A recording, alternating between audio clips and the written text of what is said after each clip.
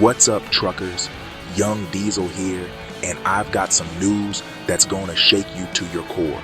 Before we dive into this bombshell, smash that like button and make sure you're subscribed, because what I'm about to tell you could change everything we know about trucking forever. You think you've seen competition before? You think you know what's threatening our industry? Well, buckle up, because Union Pacific just dropped a freight bomb that's got my diesel heart racing, and not in a good way. They're calling it the Z train, and brothers, this isn't just another rail service. This is a direct assault on everything we stand for as over-the-road drivers. Picture this: September 3rd, 2024. That's the date that could go down in trucking history as the day everything changed. While we were out there grinding, pushing through traffic, fighting DOT regulations, and dealing with the endless headaches of long-haul trucking, the railroad boys were cooking up something that's designed to steal our loads right out from under us. The Z train isn't playing games, folks. They're promising a 72-hour transit time from Los Angeles to Chicago. Let that sink in for a minute. 3 days. That's what a good team operation can do. Maybe even a super trucker pushing hard solo. But here's the kicker. They're doing it for 30 to 50% less cost than what we can haul it for. Now I know what you're thinking. Rail has always been cheaper, but slower. That's been our ace in the hole, right? Speed, flexibility, door-to-door service.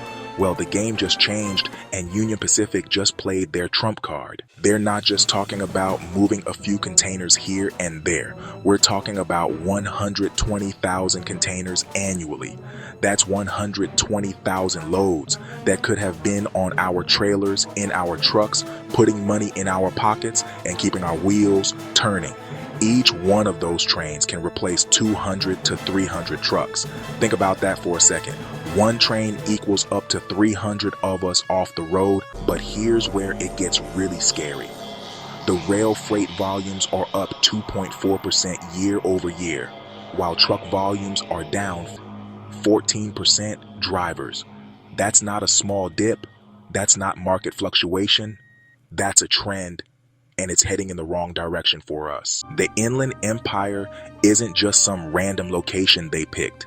This is ground zero for freight in Southern California. We're talking about 62 million square feet of warehouse space within a 10-mile radius. Every major retailer, every e-commerce giant, every manufacturer you can think of has operations there. And now, instead of calling us to move their freight, they've got a shiny new option that promises speed and savings. You want to know what really gets under my skin? They're marketing this thing like it's some kind of environmental savior. Lower emissions, they say. More sustainable, they claim. And you know what? The bean counters and the corporate suits are eating it up.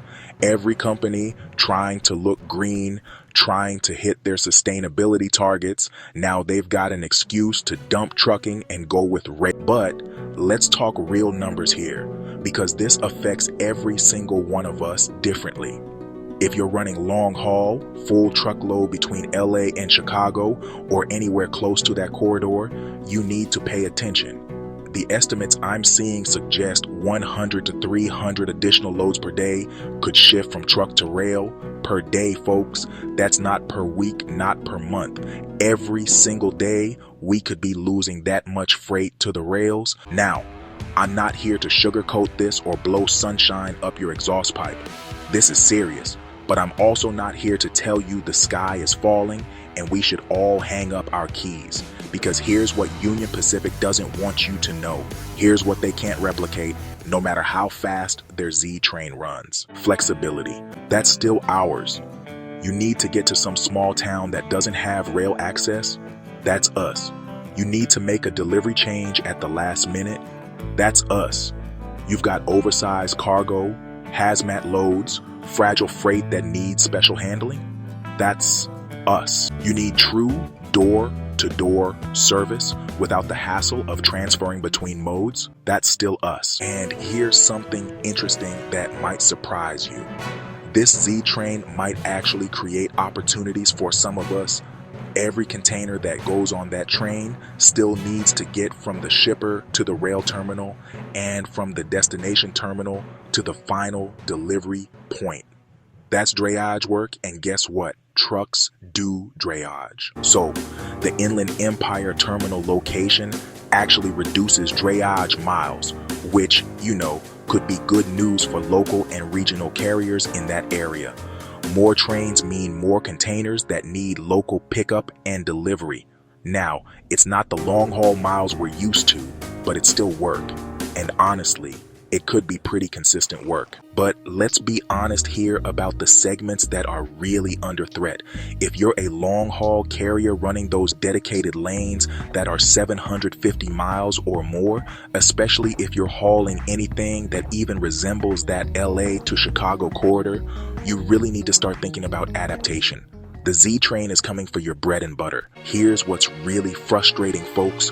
While we're out here dealing with driver shortages, ELD mandates, insurance costs going through the roof, fuel price volatility, and just about every other challenge you can imagine, the railroads get to operate with government subsidies, established infrastructure, and now they're investing in making their service competitive with ours. The rail industry has been playing the long game.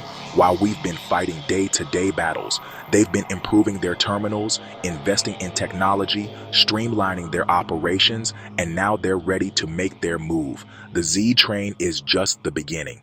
You can bet other railroads are watching this closely, and if it works, you're going to see similar services popping up on other major lanes. So what does this mean for the future? Are we looking at the beginning of the end for long-haul trucking? I don't think so. But I do think we're looking at a fundamental shift in how freight moves in this country. The pie isn't growing fast enough for everyone to win, which means some of us are going to lose market share. The trucking companies that survive and thrive are going to be the ones that adapt. That means focusing on what we do best and where rail can't compete. Short hauls under 750 miles, time-sensitive deliveries, specialized cargo, less than truckload shipments, and anything that requires the flexibility that only trucks can provide. For owner-operators and small carriers, this could actually be an opportunity to find niches that the big carriers abandon as they chase different freight. While the mega carriers fight over the remaining long-haul freight, there might be opportunities in regional work, specialized hauling, and local delivery that could actually be more profitable per mile. But here's the reality check we all need to face. The transportation industry is evolving, whether we like it or not. The Z train is just one example of how technology and investment can disrupt established ways of doing business. We've got autonomous vehicles on the horizon, electric trucks being pushed by regulators, and now high-speed rail competing directly with our core business. The question isn't whether change is coming. The question is whether we're going to adapt to it or get run over by it. And right now, Union Pacific is betting that a lot of shippers are ready to make the switch from truck to rail if the service is competitive enough. What really concerns me is the psychological impact this could have on the industry. When shippers see that rail can be fast and reliable, it changes their perception of their options. Once that mental shift happens, it's hard to reverse. We could see more investment in rail infrastructure, more competition between railroads for freight business, and more pressure on trucking rates. The timing of this launch is strategic too. September 3rd puts the Z train into service right before peak shipping season. They're going to get maximum exposure, maximum volume, and maximum opportunity to prove their service works.